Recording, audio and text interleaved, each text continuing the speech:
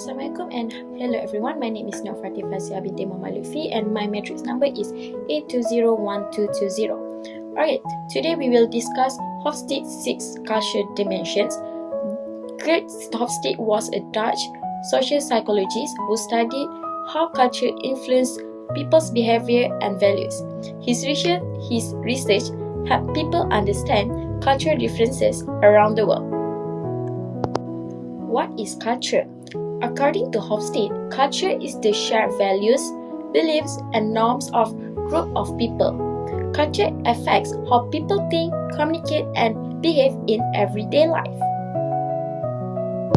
Okay, now we move to Hofstede's IBM study.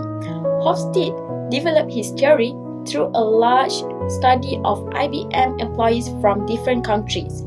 He collected responses from over 88,000 employees across 72 countries. From this research, he identified important culture patterns. Okay, now we move to the end of my part, which is Hofstede's 6 culture dimension. Okay, based on his findings, Hofstede introduced 6 culture dimensions that help us understand differences between societies.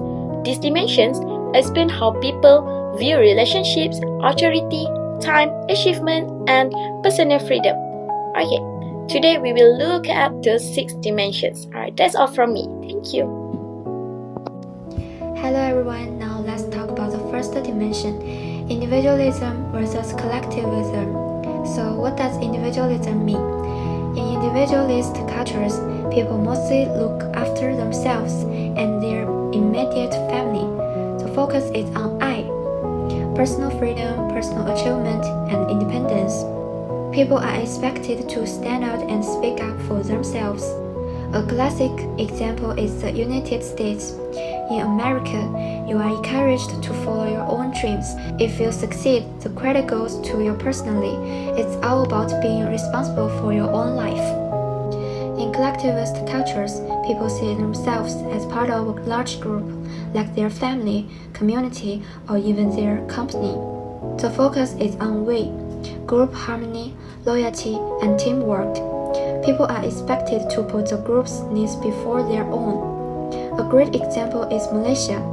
Here, family always comes first.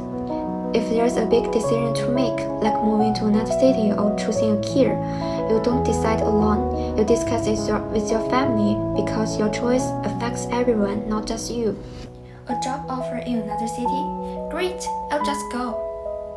A job offer, but I need to ask my family first. Now let's look at a real-life example to compare them. Imagine you get a great job offer in another city. In an individualist culture like the USA, you would probably make the decision on your own. It's your personal choice. But in a collectivist culture like Malaysia, you would sit down and discuss it with your family first, because your decision affects everyone, not just you. So to summarize, individualist cultures say I and focus personal goals. Collectivist cultures say we and focus on group goals. Neither is better or worse. They are just different ways of living together. Everyone, today I will explain the second dimension in Hofstede's cultural dimension, which is power distance. So, what is power distance? Power distance refers to the extent to which people accept that power is distributed unequally in society. In simple words, it measures how comfortable people are with hierarchy and authority. So now, first, let's look at high power distant cultures. In these cultures, people tend to respect authority figures and accept difference in status and power. Leaders are also expected to make decisions, and communication is usually more formal. Malaysia is a good example of a country with relatively high power distance.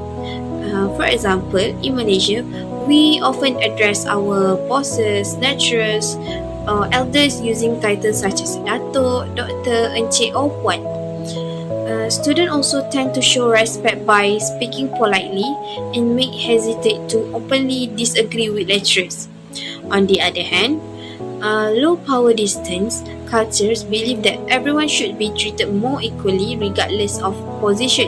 Employees are encouraged to share ideas, ask questions, and participate in decision making.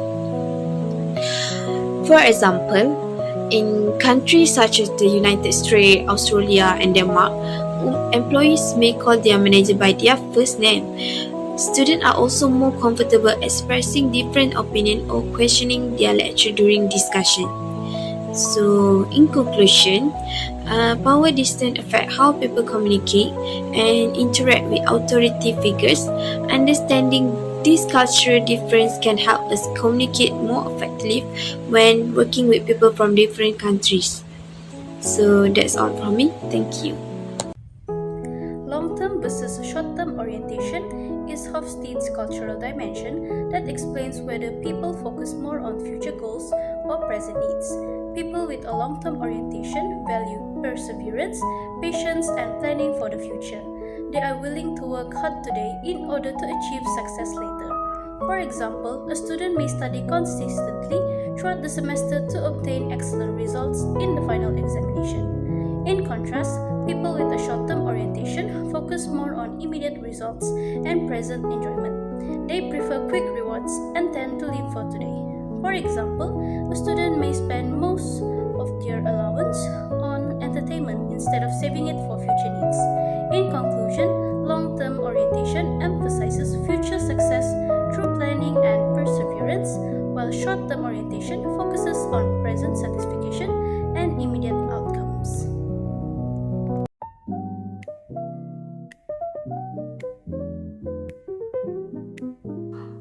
What? The requirement changed again? What exactly changed? Can the lecturer tell us the detailed instruction first? I'm worried we might do it wrongly. Relax, it's okay. We can read the new instruction later. If there are problems, we can adapt. Let's just do our best. But what if we make mistakes? That's normal. We will figure it out as we go. The different reactions shown in the previous situations can be explained by Hofstede's dimension of uncertainty avoidance. Uncertainty avoidance refers to the degree to which people feel uncomfortable with uncertainty, change, and unknown situations. In cultures with high uncertainty avoidance, people prefer clear rules, detailed instructions, and structured plans. They may feel stressed or anxious when they face unexpected changes. On the other hand, people from low uncertainty avoidance cultures are generally more comfortable with uncertainty. They are usually more flexible and willing to adapt to new situations. For example, if a lecturer suddenly changed the assessment requirements, some students may immediately ask for more details because they want clear guidance before starting their work. However, other students may stay calm and simply adapt to the new requirements as they go along. According to Hofstede's research, countries such as Japan and Russia tend to have higher levels of uncertainty avoidance. People in these cultures generally prefer stability, structures, and predictability. In contrast, countries such as Denmark and Britain tend to have low levels of uncertainty avoidance. People are usually more open to change and are less worried about uncertain situations. In university life, we can also see these differences. Some students prefer detailed studies plans and clear instructions for assessments, while others are comfortable learning through experience and adjusting when changes arise. In conclusion, uncertainty avoidance influences how people respond to change, risk, and unfamiliar situations. Understanding this dimension can help us communicate and work more effectively with people from different cultural backgrounds. I will be presenting Hofstede's cultural dimension of masculinity versus femininity. First, it is important to understand that this dimension is not about whether people are male or female.